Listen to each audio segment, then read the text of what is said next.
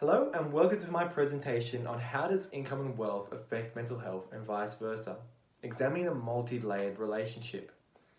Researchers such as Isaacs, Islam Patel, throughout the decade have been exploring similar ideas to this. However, don't explore it in the most intricate and detailed way that this research project attempts to do. This research project will be bringing on contemporary and unique information that hasn't been explored before. Um, we'll be using questions and ideas from Isaac's, Islam's, and Patel's. However, it will be completely unique to everything else and new, and we'll be attempting to fill in gaps in the research, especially in Australia, especially in over the last 5 years. Um, just to outline the research problem, we'll be exploring the negative relationship between income, wealth, and mental health. To provide some definitions, income is money received on a regular basis. This can be over a week, a month, or a year. Wealth is an accumulation of people's money, so it could be the money in their bank account, what they've invested in their house or their car. And mental health, we'll be exploring mental health in a couple of different ways. We'll be exploring mental health diseases such as depression and anxiety, which can come from income problems, and also mental health issues that can come from people that just naturally come from, so like autism and ADHD, people can be born with. So a hypothesis. There is definitely a link between the topics. There is a link between mental health and income.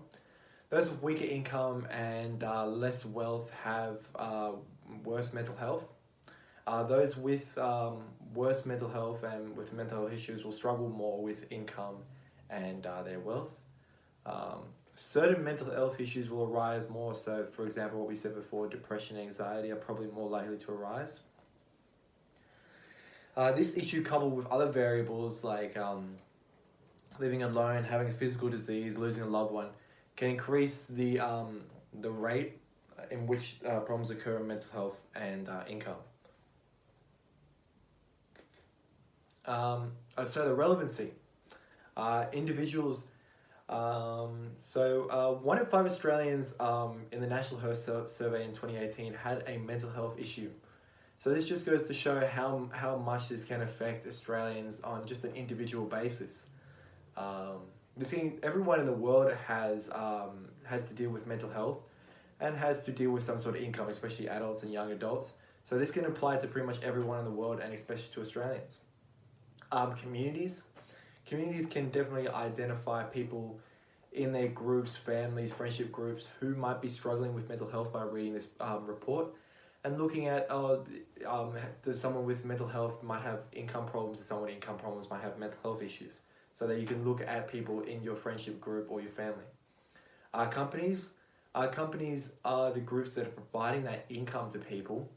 So it's important that so that companies notice that if they're providing low income, there might be mental health issues for their staff, and that they should maybe reform their company around making sure that these problems don't occur. Governments around the world want to make sure that people living in their countries are safe and healthy.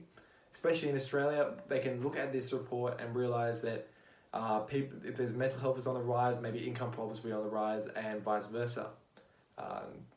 And future generations. So if the government and companies, they knock out this problem and that we start to build a society that identifies these problems and tries to eliminate it, then future generations won't have to worry about this. So aims of the research project. We want to quantify the relationship between mental health and income. So we want to provide a number, a definitive answer as to what is the answer to the question.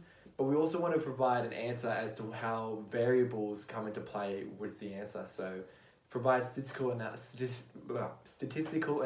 on everything that we're analyzing. Provide helpful and contemporary information. So yeah, we want to make sure all the information we have is can help people living in Australia today. Make sure that it will help multi-layered parts of society.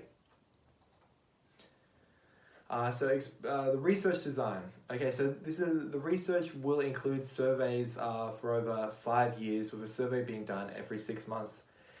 This is so we can see, we can look at individuals and how things are changing over time. So it can show that maybe someone who's struggling with income over that 5 year period will have more mental health issues and vice versa. And then at the end of the 5 years, we want to conduct an interview with everyone, including discussions and opinions on how they felt throughout the surveys and so on. There can be up to 1,000 participants, 10,000 participants.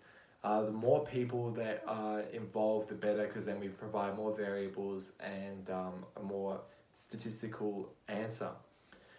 Ethics need a big part of each survey and each interview. This will all be abiding through the Australian Code for the Responsible Conduct of Research from 2018, being abiding by the rules they set up so that everyone feels safe during the surveys and no problems occur. So data collection, all data comes from participants. And it's in a quantitative information. So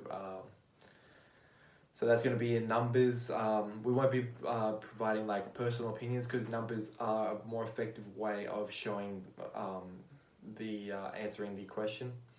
We want to be comparing people's answers so that we can provide a good discussion on what's happening with each survey.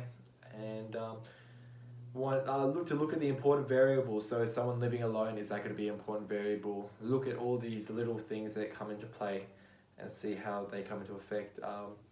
And we want to see, does mental health, so say someone with mental health issues, will they then have income problems, and will those income problems lead to their mental health becoming worse, and so on and so on. So we want to be having a look at that as well, which I think is very important, and a lot of other research projects do not explore that. What is the practical application of this?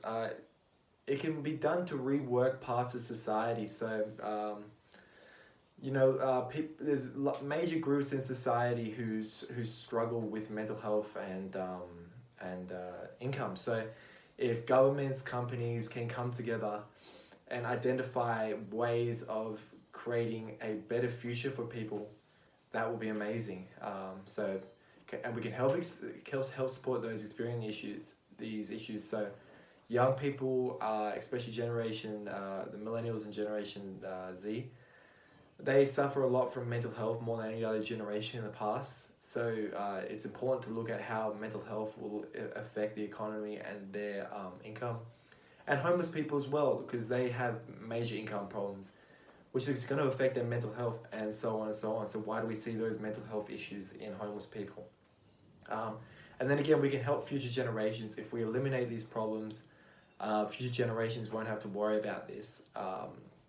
We live in a society where everyone has a good income, and there's no mental health issues, and those will go on to benefit each other. Future directions for this science. So we can provide a wider, more expansive version of this study in Australia. If we can go to remote parts of Australia, different suburbs, different areas, West Australia, New South Wales, each experience will be different. So we can combine all those together, or make it more surveys. Then it'll be more beneficial, because we have more statistical analysis of each area. Similar studies can be done in other countries as well.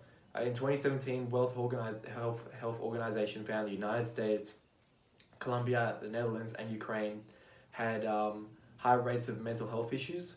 So providing this sort of study over in those countries will be beneficial to them. And we want to provide research focused on the vulnerable individuals. So, like we said, homeless people, young people, people suffering from mental health issues, people with low income. We don't want to be looking at people who are rich and wealthy and have no mental health issues and lead good lives.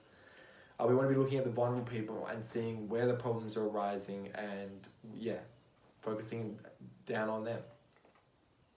So, in conclusion, this research project is exploring the relationship between income, wealth, and mental health. And the findings of the study can help vulnerable members of society, like we said before, homeless people, young people, The study will explore multiple variables connected to the issue.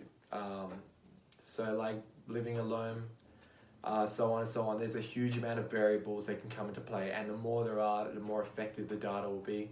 And furthermore, we want the research project to help reshape society. We want it to be a part of that process.